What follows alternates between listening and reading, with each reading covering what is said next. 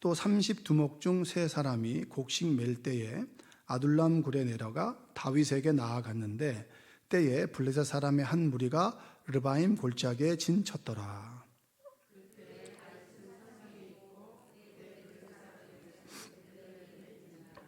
다윗이 소원하여 이르되 베들레헴 성문 곁 우물물을 누가 내게 마시게 할까 하매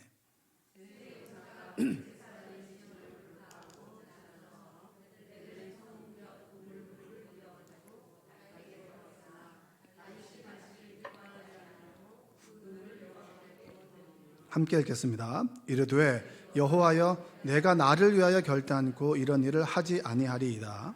이는 목숨을 걸고 갔던 사람들의 피가 아니니이까 하고 마시기를 즐겨하지 아니하니라. 새 용사가 이런 일을 행하였더라. 아멘. 자, 다시 한번 우리 소리를 한번 고백해 봅시다. 오늘도 은혜 받읍시다. 옆에 계신 분에게 다시 한번 오늘도 은혜 많이 받읍시다 인사하겠습니다. 자, 애꾸눈, 한쪽 눈이 안 보이는 사람, 그리고 한쪽 눈이 안 보이고, 그리고 한쪽 다리가 없는, 그리고 키가 아주 작은, 소위 우리가 이제 소인증이라고 하잖아요. 그 세 가지를 가지고 있는 왕이 있었습니다. 근데 이 왕이 있었는데 이 왕이 후손들에게 자신의 초상화를 좀 남겨주고 싶은 거예요. 그래서 화가를 불렀습니다. 화가를 딱 불러서 내 그 전신을 좀 초상화를 좀 그려달라고 했습니다. 화가가 고민이 되는 거예요. 한쪽 다리가 없고 그리고 한쪽 눈은 또 안 보이고 우리 소위 애꾸눈이라고 하잖아요. 애꾸눈. 그리고 또 키가 너무 작으니까 난장이라고 하니까 이 사람을 어떻게 그릴까 고민하다가 아주 멋지게 그려줬습니다. 한쪽 다리도 있고 두 눈을 가지고 있고 키도 적당한 사람을 딱 그려줬는데 왕이 그 화가가 그린 초상화를 보고 나를 모욕했다고 벌을 내린 거예요. 그리고 두 번째 화가를 불렀습니다. 두 번째 화가를 딱 불렀는데 두 번째 화가는 그 소식을 들었을까요? 안 들었을까요? 들었죠. 이거 잘못 그렸다가니 녹나라 갈 수 있겠으니까 아주 사실적으로 그렸습니다. 그래서 한쪽 눈이 없고 그리고 한쪽 다리가 없고 키가 아주 작은 있는 그대로의 모습을 그렸어요. 그랬더니 이 왕이 나를 모욕했다고 얘도 이제 처벌을 한 거죠. 그래서 세 번째 불러와 그래서 세 번째 화가가 딱 오면서 첫 번째 이야기, 두 번째 이야기를 딱 들은 거죠. 어떻게 할까? 그러니까 이 사람이 이렇게 생각한 거예요. 왕이 어떤 모습이길 원할까를 이제 고민하는 거죠. 그래서 고민하다가 초상화를 딱 그런 이 캔버스를 딱 놓고 고민한 거 어떻게 하면 좋을까? 그러다가 꾀를 냈습니다. 왕이 말 위에서 사냥을 하는 총을 겨누고 사냥을 하는 그림을 그린 거예요. 그럼 여러분 내가 딱 그리면 한쪽 눈이 보여요, 안 보여요? 한쪽 눈이 안 보이죠. 그렇죠? 그 다음에 한쪽 발이 반대쪽은 안 보이잖아요. 그리고 말 위에 앉아 있으니까 이 사람이 작아 보일까요? 적당히 보일까요? 적당히 보이죠. 그러니까 이 사람에게 상을 내려줬다는 거예요. 여러분 이게 뭔지 아세요? 이게 공감입니다. 공감. 사람들은 상대방의 입장보다는 내 입장으로 그 사람에게 얘기를 하잖아요. 그래서 여러분들 부부싸움 중에 하는 이유가 뭐냐면 여러분이 위로받기 싶어가지고 막 얘기하다 보면 당신이 잘못한데 이러면 아주 김새잖아요. 너나 잘해 이렇게 얘기하지 않습니까? 그러니까 우리는 상대방의 입장에서 느끼고 보고 말하고 그리고 생각하는 것을 공감이라고 하잖아요. 옆에 계신 분에게 이렇게 얘기해 보세요. 나를 좀 공감해 주. 이렇게 한번 해보세요. 우리는 공감받기를 원하잖아요. 그렇죠? 내가 힘든 이야기를 하면 해결책을 원하는 게 아니에요. 사실은 내 마음을 좀 알아달라는 거잖아요. 근데 그걸 딱 듣고 보면은 우리는 바로 판단이 되잖아요. 그래서 대화에도 두 종류가 있습니다. 첫 번째는 사리 대화라고 그래요. 무슨 대화라고요? 사리 대화는 머리를 쓰는 대화죠. 옳고 그름을 딱딱 따지는 거예요. 사리 대화. 여러분은 사리 대화를 많이 하세요? 아니면 마음에는 심정 대화를 많이 해요? 심정은 뭐냐면 가슴으로 느끼는 거예요. 이 사람이 잘못을 했어. 근데 이 사람도 잘못할 만한 이유가 있는 거예요. 아, 그렇구나. 이렇게 얘기하는 거죠. 이게 심정 대화. 여러분들은 대화를 할 때 가슴을 많이 쓰나요? 머리를 많이 쓰나요? 이 가슴을 내밀라고 하는 얘기가 아니에요. 보면 우리는 머리를 많이 쓰거든요. 그래서 그 얘기를 딱딱 정리한다거나, 그리고 딱딱 정리해서 요약해 준다거나, 그리고 그것에 대해서 옳고 그름에 대한 답을 주는 경우가 많은데, 사람 대부분은 그럴 수 있지, 그럴 수 있지. 어느 집사님이 저한테 칭찬해 주더라고요. 목사님하고 대화를 하면 기분이 좋다는 거예요. 왜냐하면 뭐라고 얘기하냐면, 목사님이 제일 저에게 자주 했던 말은 충분히 그럴 수 있지라는 얘기를 했다는 거예요. 그 말이 참 좋았다는 거죠. 근데 그 말을 들으면 잘한 사람은 그래도 위로받지만, 내가 잘못했던 사람은 잘못한 거를 안다는 거예요. 근데 목사님이 판단하지 않고 충분히 그럴 수 있지라고 공감해 주는 게 참 좋았다는 거예요. 성경의 인물 중에서도 공감해 주는 사람들이 많아요. 이 시대 사람들이 원하는 것이 뭘까? 옳고 그름일까요? 옳고 그름보다는 내 마음을 좀 알아주는 걸 원하죠. 내 입장에서 좀 생각해 주고, 내 입장에서 좀 보고 듣고 느끼기를 원하는 거. 그 사람과 내가 그 주파수가 맞아떨어질 때 우리 안에 눈물이 흐르는 거 아니겠습니까? 어떤 사람하고 얘기하면 얘기하다가도 울컥해서 눈물이 나잖아요. 여러분 주변에 그런 분 계세요? 근데 내 남편하고 얘기를 하면 눈물이 말라. 우리가 그런 사람이면 안 될 것 같아요. 어떤 사람이 힘겹게 자신의 이야기를 꺼냈을 때 괜찮다고, 충분히 그럴 수 있다고, 누구도 실수할 수 있다고 이렇게 위로해 준다면 얼마나 마음이 기쁘겠어요. 그런데 들으면서 이렇게 고개를 갸우뚱갸우뚱하면 말하면서도 이건 잘못 얘기했다. 집에 갈 때 입을 치면서 가잖아요. 내가 괜히 너를 만났구나. 내가 너를 다시는 만나지 않으리라. 이런 마음을 갖게 하면 안 되잖아요. 성경의 인물 중에서도 공감을 잘한 인물 여러 사람이 있지만, 그 중에서 오늘 다윗의 이야기를 좀 해보려고 합니다. 다윗이 사무엘하 21장, 22장, 23장, 24장은 인생의 말년에 내가 과거를 돌아보면서 회고하는 얘기예요. 그래, 내가 옛날에 그랬었지. 내가 돌아보니까 옛날에 이런 일이 있었었지. 이렇게 생각하는 거죠. 그 본문이 바로 오늘 3장에 대한 내용입니다. 다윗이 도망자 시절이었어요. 도망자 시절에 아둘람 굴에 들어갔죠. 그런 열심히 나라를 위해서 일했지만 사울이 질투하는 거예요. 질투. 여러분 질투 당해본 적 있으세요? 대답 안 하기로 하신 거예요? 네? 이런 식으로 하면 곤란해요. 제가 굉장히 말이 많아지고 말이 빨라지고 설교를 뚝 끝내버린단 말이에요. 여러분들이 웃음을 지어주거나 고개를 까딱까딱 해주거나 아니면 아멘이라고 하거나 좀 이렇게 호응을 해주셔야 되는 거예요. 질투 해본 적 있으세요? 해본 적 있으시죠? 또 누가 나를 질투의 대상이 돼본 적 있으세요? 나는 그냥 해왔는데 어떤 사람이 자꾸 나를 야리고 막 이렇게 하고 이런 사람 질투해본 적 있을 거예요. 사울이 다윗을 질투했단 말이에요. 사위임에도 질투했어요. 왜냐? 사람들의 마음이 다윗에게로 가니까. 그래서 어느 순간에 자신은 열심히 일하고 보니까 도망자가 됐어요. 사울의 눈밖에 나고 사울이 그를 죽이려고 하니까. 그는 블레셋으로 갔다가 다시 아둘람 굴에 있을 때 나도 내 몸도 건사하기 힘들대 400명이 되는 사람들이 다윗을 찾아왔어요.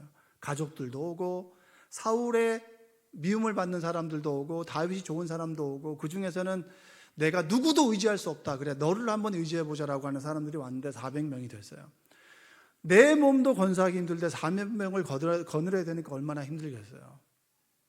그리고 그 당시에는 뭐냐면 북과 남이 있으면 지파와 지파 사이를 블레셋이 중간을 싹둑 잘라서 이 북쪽과 남쪽이 교통하지 못하도록, 커지지 않도록 블레셋이 중간에서 그 베들레헴 주변을 진치고 있었던 거예요. 그 상황 속에 있을 때 다윗이 자신의 과거가 생각나는 거예요. 힘들면 여러분 옛날 생각 좀 나잖아요. 그렇죠? 저는 예전에 웅변학원을 갔을 때 웅변학원에 가면은 웅변 대회를 나가는 게 있었어요. 근데 웅변 대회를 나갈 때 저는 부끄러워서 못 나가려고 했는데 어릴 때 하는 거예요. 짜장면 배달하는 거예요. 이 연사 강력하게 주장합니다. 이거 짜장면 배달. 이거 집에서 해주면 막 아버지 친구들이 1,000원씩 주고 그랬거든요. 그럼 그거 갖고 맨날 그 맛있는 거 사 먹었단 말이에요. 근데 그 웅변학원 원장님이 뭐라고 얘기했냐면, 이 웅변 대회 나가면은 그 바나나 우유랑 보름달 빵을 사준다 그랬어요. 근데 그걸 혹해가지고 나가는 거죠. 상을 받았어요. 최우수상. 근데 최우수상이 그때 내가 보니까 50명 되는 것 같아요. 50명. 그러니까 어떤 애는 대상 주고 최우수상 주고 우수상 주고 참여상 주니까 다 받는 거야, 다 받는 거. 그러니까 다 한 명씩 이렇게 트로피를 내는 거죠. 알고 보니까 우리 어머니가 그 트로피 값을 내셨더라고. 그러니까 돈 내고 트로피를 받아오는 거예요. 근데 잠깐 쉬는 그 끝나고 난 다음에 조그만 가게 가가지고 그 원장님이 저한테 이 바나나 우유하고 보름달빵을 사줬는데 그게 얼마나 맛있었. 그러니까 지금도 보름달빵을 딱 보면은 그 생각이 나는 거예요. 다윗도 똑같은 거죠. 옛날에 내가 뛰놀던 때 베들레헴에 우물물이 하나 있었는데 참 뛰고 목마를 때 그 우물물 마시면 꿀물이었단 말이에요. 그러니까 힘들고 어려우니까 그 사실을 돌아보게 되죠. 그러니까 누가 나에게 우물물을 좀 갖다 줄 수 있을까? 내가 우물물을 너무나 먹고 싶다 그러니까 혼자 주저리 하니까 다윗에게 목숨 바쳐 싸울 수 있는 세 용사가 있었단 말이에요.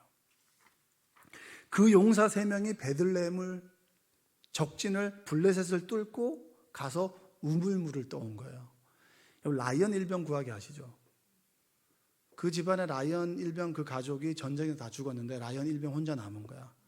소대가 포로로 잡혀있는 라이언을 구하러 가는 거죠.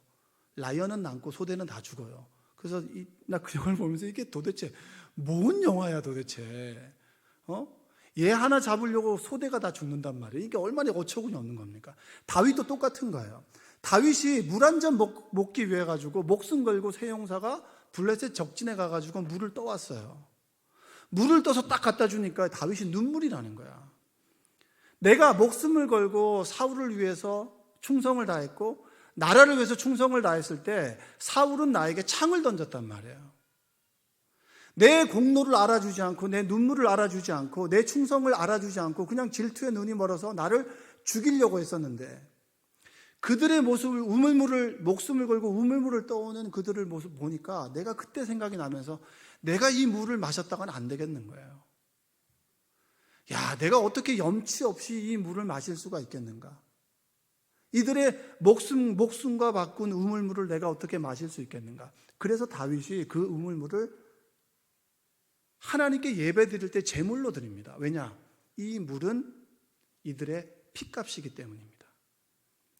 하나님께 예배 드릴 때 가장 소중한 것을 드리죠. 그러면 이들이 목숨을 바쳐서 떠온 이 우물물을 피값으로 생각하는 거예요. 그래서 하나님께 제물로 드리는 거예요. 한번 읽어보겠습니다. 16절과 17절 시작. 세 용사가 블레셋 사람의 진영을 돌파하고 지나가서 베들레헴 성문 곁 우물물을 길어가지고 다윗에게로 왔으나 다윗이 마시기를 기뻐하지 아니하고 그 물을 여호와께 부어드리며 이르되 여호와여 내가 나를 위하여 이는 목숨을 걸고 갔던 사람들의 피가 아니니까 하고 마시기를 즐겨하지 아니하리. 세 용사가 자신의 목숨을 걸고 우물물을 떠왔죠. 이 물을 어떻게 마실 수 있겠어요? 이 물을 하나님께 드립니다. 여러분 그것을 본 세 용사는 마음이 어땠을까요? 이 사람은 내가 평생 따라도 되는 사람이구나. 그 우물을 나의 피값으로 보는구나. 여러분 누군가가 내 자신을 알아준다라고 하면 여러분 우리는 목숨 걸고 열심히 일하잖아요. 내가 한 수고를 그대로 알고 눈물을 흘리면서 하나님께 예배드리는 것. 내 철딱선이 없는 말에 목숨을 걸고 그 물을 떠오는 이 소중한 세 사람의 피와 같은 물을 내가 어떻게 마실 수 있겠습니까? 내가 이걸 하나님께 예배 제물로 드리길 원합니다. 왜냐? 내가 가지고 있는 것 중에 가장 소중한 것이기 때문입니다. 여러분, 다윗은 누군가로부터 하나님께서 그가 힘들고 어려울 때마다 하나님께서 그의 삶을 위로해 주셨습니다. 다윗의 마음을 알아줬죠. 하나님께서 다윗의 마음을 알아줬을 때 그는 공감받은 거예요. 하나님은 다윗의 입장에서 생각하고 보고 느끼셨어요. 다윗도 하나님께서 내 마음을 알아주셨는데 내가 그들의 마음을 알아주는 것이 당연한 게 아니겠습니까? 내가 너의 마음을 알고 그들은 다윗의 마음을 알고 서로 마음이 오고 가는 과정 속에서 눈물이 나지 않았겠어요? 내가 힘들고 어려울 때 내 이야기를 들으면서 울어주는 사람이 내 옆에 있었을 때 나는 정말 눈물 났어. 너무 눈물 흘리게 고마웠어요. 별것 아닌 이야기야. 늘 내가 울고 짜는 이야기야. 근데 내 이야기를 듣고 누군가 나를 위해서 울어준다면 내 이야기를 값지게 여겨준다면, 그래, 힘들지, 그럴 수 있어, 나도 그랬었어, 내가 그 마음 너무 잘 알아 라고 누군가 내 입장에서 보고 듣고 느끼고 그리고 깨달은 것을 이야기해 준다면 얼마나 기쁠까요? 여러분 주변에 그런 분이 계십니까? 아니면 여러분들이 그런 분이 되어주십니까? 왜 너는 내 마음을 몰라? 라고 이야기하기 전에 내가 그 사람의 마음을 알아주셨나요? 저는 여러분들이 그런 분 되시기를 바랍니다. 그 슬기로운 의사생활, 여러분 그 드라마 아시죠? 그 드라마는 매회 제가 눈물을 흘렸어요. 그 중에서 제가 기억이 나는 게 뭐냐면 그 도재학 선생이라는 사람이 있어요. 여러분은 안 보시고 저만 봤나 봐요. 그렇죠? 그런 사람이 있어요. 슬기로운 의사생활이라는 드라마가 있어요. 예? 여러분이 잘 모르시겠지만 저는 압니다. 전 쭉 다 봤어요. 쭉. 그 시간에 정주행을 했던 사람이에요. 도지학 선생님이라는 사람이 있는데 이 사람이 이제 결혼한 지 3년이 됐어요. 3년이 됐는데 아이가 없었어요. 사람들한테 얘기하는 거죠. 나는 아이 필요 없어. 내 사랑하는 아내만 있으면 돼. 이랬는데 정기검진을 받는 그때 임신 가능성이 있다라고 하는 얘기를 듣죠. 그래서 그 양석형이라는 선생님이 이제 산부인과 선생님이었는데 그 선생님을 딱 만났어요. 만났더니 좋은 소식이 있고 나쁜 소식이 있다고. 뭘 먼저 듣겠냐고. 그러니까 좋은 소식부터 듣겠다고. 좋은 소식이 뭐냐면 임신했다고, 축하한다고. 근데 나쁜 소식은 유방암 이기라고. 이게 문제가 생긴 거예요. 그러니까 남편이 되는 도지학 선생은 아이를 지우자. 난 아내가 먼저입니다. 라고 얘기하고, 여보, 아이 지우자고. 당신이 먼저라고 얘기했죠. 근데 이 아내는 남편하고 다른 거예요. 아이를 3년 동안 내내 기다렸던 거예요. 그러니까 그 아이가 생겼으니까 얼마나 소중해요. 아이를 낳고 나는 수술을 받겠습니다. 이러니까 이 남편의 입장에서는 유방암이 더 악화되면 어떻게 될지 모르니까 너무 마음이 안 좋은 거죠. 그래서 둘 사이에 의견 조율이 안 된 상태에서 양석형 선생을 만난 거예요. 산부인과 선생을 만났죠. 다시 좀 시간이 지나서 만났어요. 그 부인이 되는 사람이 얘기를 했어요. 선생님, 저는 항암 치료를 받지 않겠습니다. 그리고 아이를 낳고 난 다음에 저는 항암 치료를 받겠습니다. 이렇게 얘기를 한 거죠. 그랬더니 그 상황을 딱 듣고 여러분 그 의사라면 뭐라고 얘기하겠어요? 그렇게 하세요. 우리는 병을 고치러 갔다가 병을 얻으러 오잖아요. 그렇죠? 의사 선생님 말 때문에 정말 한 달 동안 진짜 마음고생했는데 알고 보니까 아무것도 아니야. 그리고 의사 선생님 뭘 얘기하죠? 항상 최극단을 얘기하잖아요. 그러니까 의사하고 상담하면 마음이 아프고 마음이 아파. 그 얘기를 안 하고 싶어. 그런 경우는 얼마나 많이 있습니까? 근데 이 양석형 선생이 이렇게 얘기를 해요. 왜 당신은 늘 최악의 생각만 하냐는 거예요. 만약에 아이가 태어났는데 엄마가 없다면 아이가 얼마나 슬프겠습니까? 그러면 엄마도 있고 아이가 있을 수 있는 방법이 있는데 두 가지를 얘기하겠다는 거예요. 첫 번째는 뭐냐면 조금 기다렸다가 항암 치료를 받으면서 아이를 낳는 방법이 있고, 그리고 지금 당장 항암 치료를 들어갈 수 있는 방법이 있다는 거예요. 두 가지를 얘기하는 거죠. 왜 이 얘기를 하냐면 내가 내 동생이라면, 내 여동생이 있다면 내가 어떻게 생각할까? 어떻게 하면 좋을까? 그 얘기를 하면서 얘기를 하는 거예요. 내 여동생이었다면 저는 후자를 택할 겁니다. 3주 정도 있다가 항암 치료를 받으면서 아이를 낳을 겁니다.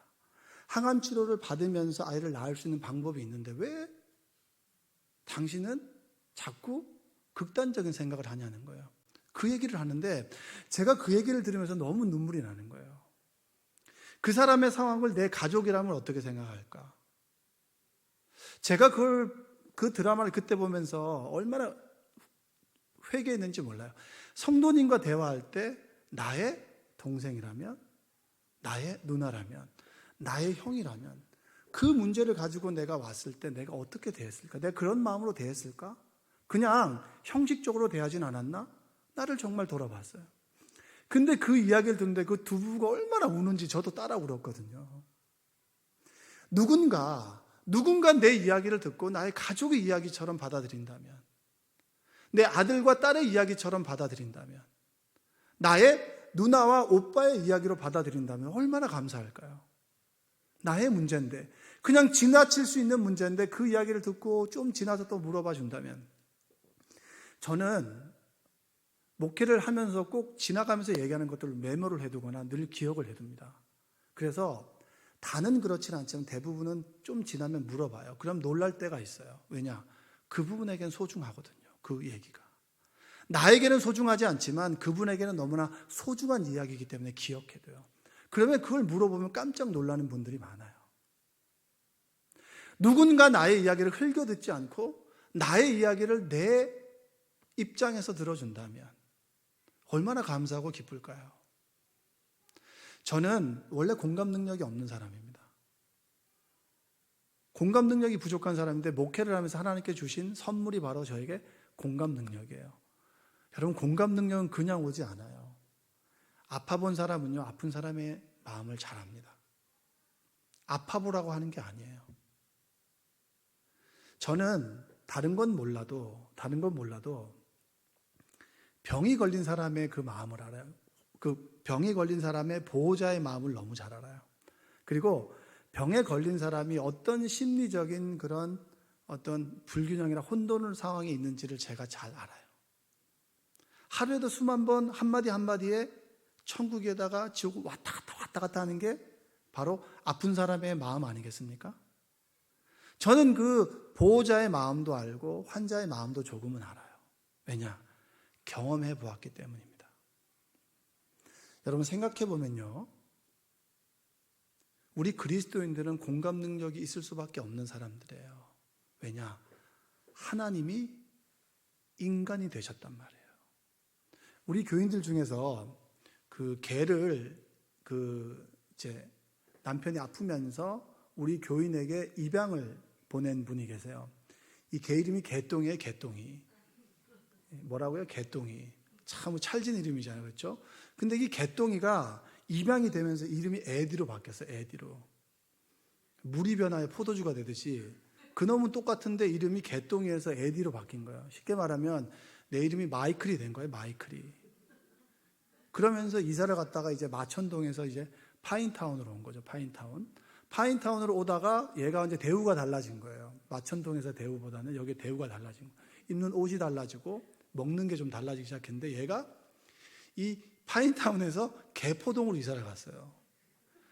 그러니까 얘는 마천동에서 살다가 갑자기 에디로 바뀌었는데 에디가 갑자기 강남개가 된 거예요. 그리고 보니까 얘기를 들어보니까 이 강남개가 그 개모차를 탔대. 개모차가 뭔지 아시죠? 애들 끌고 다니는 게 유모차인데 개를 태워 다니는 게 개모차잖아요. 그래서 저는 꿋꿋하게 애들하고 부르지 않아요. 개똥이라고. 개똥이가 진짜 출세한 거라고. 네가 주인을 잘 만나가지고 개도 만남의 복이 있어야 된다고 제가 맨날 얘기를 하는데, 그 개가 사실은 개똥이에서 에디가 되고 에디가 슬개골이 나빠진다고 갑자기 개모차를 사가지고 개모차를 끌고 다녀요. 야, 이런 대우가 없다. 그 주인이 그만큼 개를 사랑한다는 거죠. 그렇죠? 근데 그 개 주인이 개를 아무리 사랑해도 개가 되진 않습니다. 여러분, 개를 그렇게 사랑해도 개가 되고 싶으세요? 그런 분 안 계시죠? 여러분, 하나님께서 인간의 육신을 입었다는 얘기는 뭐냐면 주인이 개가 되는 거하고 똑같은 거예요. 하나님이 인간이 되셨다는 얘기는 여러분, 개똥이를 사랑하고 개똥이를 이해하기 위해서 개똥이 친구가 되는 거예요.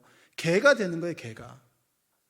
그게 바로 하나님께서 성육신의 비밀이라고 하는 겁니다. 하나님께서 인간이 되셨어. 그리고 하나님께서 인간의 삶 속에서 함께 하셔. 함께 하시면서 우리의 희노애락을 아시고 우리의 아픔과 슬픔을 아신다는 거예요. 그러니까 하나님께서 나의 마음을 이해하신다. 공감하신다. 이게 얼마나 큰 위로가 되는지 아십니까? 여러분이 힘들고 슬퍼서 주의 전에 나와서 기도할 때 왜 눈물이 납니까? 성령께서 내 마음 가운데 함께 하시면 왜 눈물이 납니까? 하나님께서 그 우리의 마음을 공감하시기 때문입니다.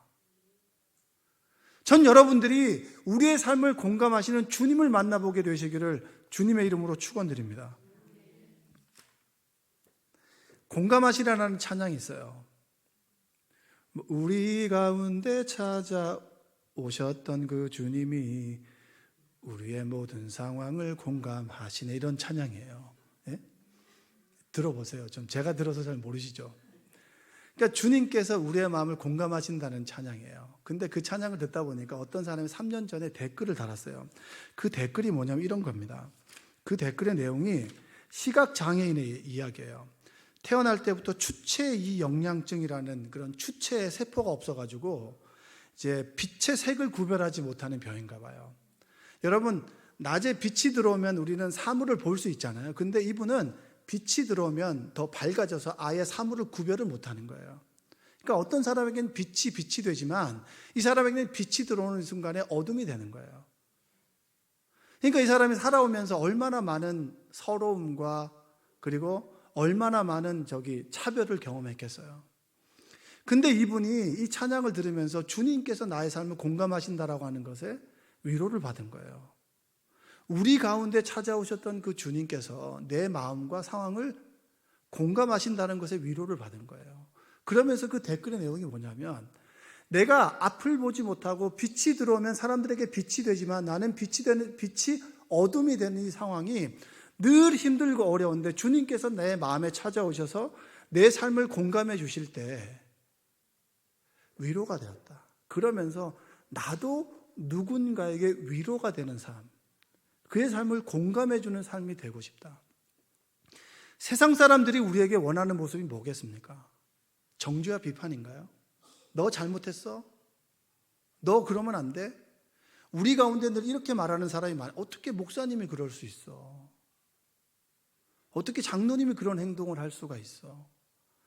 어떻게 권사가, 집사가 그런 행동을 할 수가 있지? 이렇게 얘기하는 분이 많아요. 여러분, 비난받아 마땅할 죄를 졌다고 하지만 그도 그렇게 할 수밖에 없는 이유가 있지 않을까요? 그것에 관심을 가져주는 것이 그리스도인이죠. 물론 죄에 대한 책임은 져야 되고 심판은 받아야 됩니다. 형벌은 받아야 되겠지만, 그러나 그리스도인의 모습이 뭘까요? 세상 사람들이 원하는 모습이 뭘까요? 잘못했으니까 칼을 대는 건가요? 잘못한 그 사람의 왜 그렇게 했을까를 좀 더 관심을 가져주고 그 사람의 입장이 되어보면 나도 그럴 수 있겠구나라고 하는 거. 그 속에서 우리 인간은 연약하기 때문에 넘어질 수 있지, 나도 넘어질 수 있어 라고 하는 것을 공감해주고 넘어진 사람에게 손을 내밀어 주는 사람이 그리스도인 아니겠습니까? 세상 사람들이 원하는 모습이 뭐겠어요? 저는 잘못했네 잘했네라고 판단 내리는 사람에게 위로받은 적이 한 번도 없습니다. 그러나 정말 어수룩하고 모자라 보이는 그 사람이 어느 순간 나에게 찾아와서 등을 한번 토닥토닥 두드려주는데 그게 나에게 위로가 됐어요. 왜냐? 주님께서 그 사람을 통해서 네 마음을 다 안다라는 공감의 메시지를 주셨기 때문입니다. 여러분들이 다른 사람의 상황과 아픔과 슬픔을 공감해 줄 수 있는 여러분들 되시기 바랍니다. 어떻게 그럴 수 있어? 어떻게 그렇게 살아? 그게 아니라 나도 그럴 수 있지, 나도 그렇게 살 수 있지. 주님께서 인간의 몸을 입으시고 우리의 삶을 이해해 주셨고 우리의 입장에서 봐주신 것처럼 여러분들도 그러한 삶이 되시기를 주님의 이름으로 축복합니다. 여러분, 저는 나사로 이야기, 나사로가 죽잖아요. 마리아 마르다가 울잖아요. 오빠가 죽어서.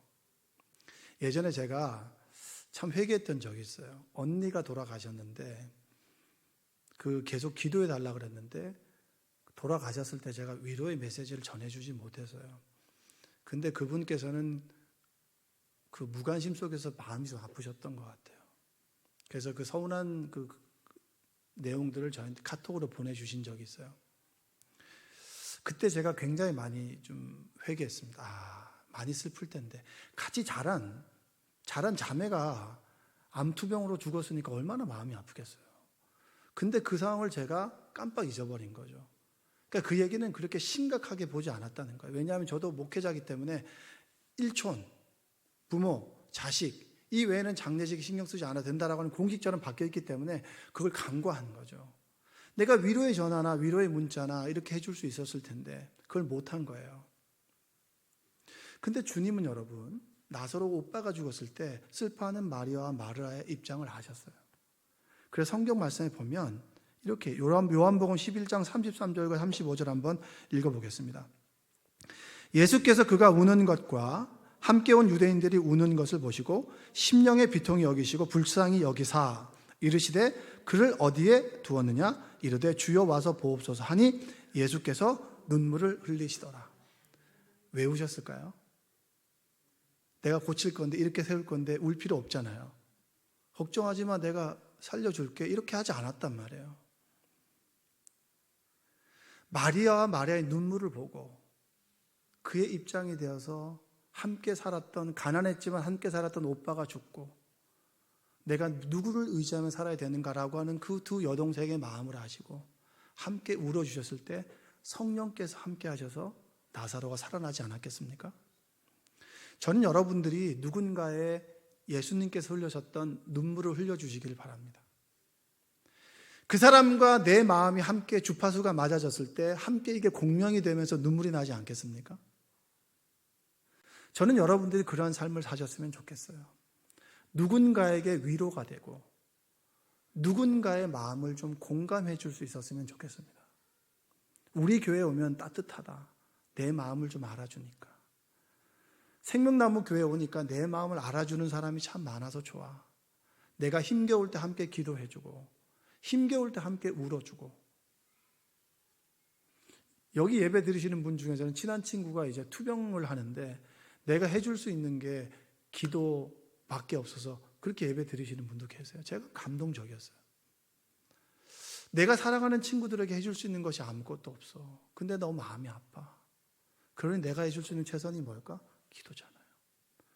여러분, 그 하나님께서 그 기도를 들으시지 않을까요? 전 들으실 거라고 믿습니다. 세상 사람들이 손가락질하고 삿대질하더라도 생명나무 교인들만큼은 그래, 그럴 수 있지, 충분히 그럴 수 있지, 나도 그랬으니까 라고 그 사람의 삶을 공감해주고 마음을 공감해주고 그리고 그 사람의 입장에서 보고 듣고 느낄 수 있는 그런 여러분들 되셨으면 좋겠습니다. 그래서 저 집사님하고 한마디만 하면 그냥 눈빛만 봤는데도 참 마음이 따뜻하고 좋아. 왠지 저분은 내 이야기를 들어줄 수 있을 것 같아 라고 말할 수 있는 교인들이 많아져서 사람들이 힘들고 어려워할 때 생명나무교회에 왔을 때 주님의 위로뿐만 아니라 목회자의 위로뿐만 아니라 여러분들을 통해서 위로와 소망을 얻고 그래, 세상은 살아볼 만하지 라고 하는 희망과 소망을 갖게 되시기를 주님의 이름으로 축원드립니다. 함께 기도하겠습니다. 사랑과 은혜가 풍성하신 아버지 하나님 감사합니다. 주님께서는 마리아와 마르다의 슬픔을 아시고 나사로 때문에 아파하고 슬퍼하는 그 두 딸들을 위해서 우셨습니다. 우리도 그 눈물을 갖게 하여 주시옵소서. 우리 주변에 힘겨워하고 아파하고 힘들어하는 성도들이 있다면 그 마음에서 그 사람의 입장에서 생각하고 느끼고 깨달을 수 있는 공감의 마음을 주옵소서. 주님께서 인간의 몸을 입으시고 희노애락 가운데 함께 하셨듯이 우리도 내 옆에 있는 성도들을 공감하길 원합니다. 세상이 메말라지고 세상의 눈물이 사라진다 해도 생명나무 교회 교인들만큼은 함께 울어주고 함께 기뻐해주고 함께 기도해주는, 함께 느끼고 공감하는 그런 믿음의 동역자들이 되게 하여 주시옵소서. 내 딸이라면, 내 아버지라면, 내 어머니라면, 내 형제라면 어떨까? 그 마음을 가지고 그 마음속에 느끼고 공감할 수 있도록 우리를 인도하여 주옵소서. 메마른 가슴이 아니라 성령께서 주시는 따뜻하고 촉촉한 마음을 허락하여 주셔서 하나님께 주시는 위로와 소망이 우리에게 임하게 하여 주시고 공감의 마음을 가지고 살아갈 때 하나님께서 우리 삶 가운데 함께해 주셔서 기쁨과 감사가 넘치게 하여 주시옵소서. 예수님의 이름으로 기도합니다. 아멘.